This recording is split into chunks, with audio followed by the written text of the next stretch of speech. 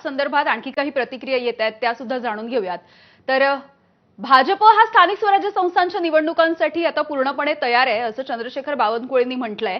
त्यामुळे त्यांची ही प्रतिक्रिया आपल्याला ऐकायची आहे। जसं आपण सुधीरजींकडून ऐकत होतो सरिता मॅम की तुम्ही त्यांना विचारलं की वेल ऑर्गनाइज सध्याचा पक्ष जर भाजप असेल तर मग तरी सुद्धा मग हे जे वेगवेगळे प्रश्न आहेत किंवा मतदार याद्यांमधले घोळ आहेत असे मुद्दे त्यांनी का उचललेले नसावेत। खरं तर याच मुद्द्यावरती आपण देखील बराच वेळ चर्चा करतोय। मात्र हे सोडून देखील अनेक प्रश्न आहेत राज्यभरामध्ये आणि जसं आपण म्हणतोय की ग्रामीण भागासाठी देखील या निवडणुका अत्यंत महत्त्वाच्या आहेत। मग तो मराठवाड्याचा मुद्दा असेल, अतिवृष्टीसारखा असेल किंवा पश्चिम महाराष्ट्रामधल्या सहकाराचा मुद्दा असेल, विदर्भातले काही महत्त्वाचे मुद्दे जे तुम्ही अधिक सांगू शकाल तर याविषयी मला थोडक्यात विश्लेषण जाणून घ्यायचंय। नक्कीच प्रत्येक विभागाचा जसं तू म्हणते प्रश्न वेगळे वेगळे त्यात सुद्धा जर आपण अजून मायक्रो लेव्हलला गेलो तर तिथे सुद्धा ज्या कारणांवरून मतदान होणार आहे ती अगदी वेगळी असणार आहेत आणि त्यामुळे खरं तर एक असा कॉमन मुद्दा कुठलाही नाही ज्यावरून महाराष्ट्र मतदान करेल। खरं बघितलं तर कुठलीही निवडणूक मग अगदी ती गावातली का होईना ती निवडणूक ही खरं तर विकासावर लढवल्या जावी अशी आपली अपेक्षा असते। त्याच्यासाठी रस्ते, पाणी, नोकरी, एक सामाजिक सलोखा, न्याय व्यवस्था कशी आहे या सगळ्या मुद्द्यांवर कुठलीही निवडणूक लढवल्या जावी। पण तसं होत नसतं हे सुद्धा आपल्याला माहिती आहे आणि त्यामुळेच वेगवेगळे राजकीय पक्ष जे प्रयत्न करतात ते सुद्धा आपल्या समोर आहेत। पण जर आपण बघितलं तर आज नक्कीच मराठवाड्याचा प्रश्न हा वेगळा आहे।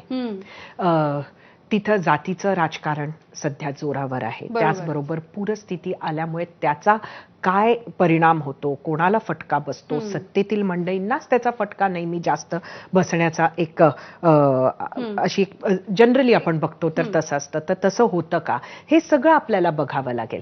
कारण सगळ्यात इंटरेस्टिंग गोष्ट महाराष्ट्रासाठी जर कुठली असेल तर ती होती की लोकांचा कल काय हे आपल्याला 2024 मध्ये निवडणुका होऊन सुद्धा सांगणं कठीण आहे महाराष्ट्रात। कारण लोकसभेचा कल हा वेगळा होता आणि विधानसभेचा कल हा वेगळा होता। त्यामुळे आता कुठला पॅटर्न रिपीट होतो हे आपल्याला बघायचं। अगदी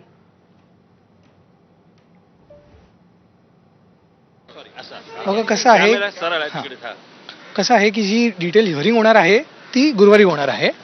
तर जे काही डिटेलमध्ये आम्ही आमचे सबमिशन्स करू ते गुरुवारी करू।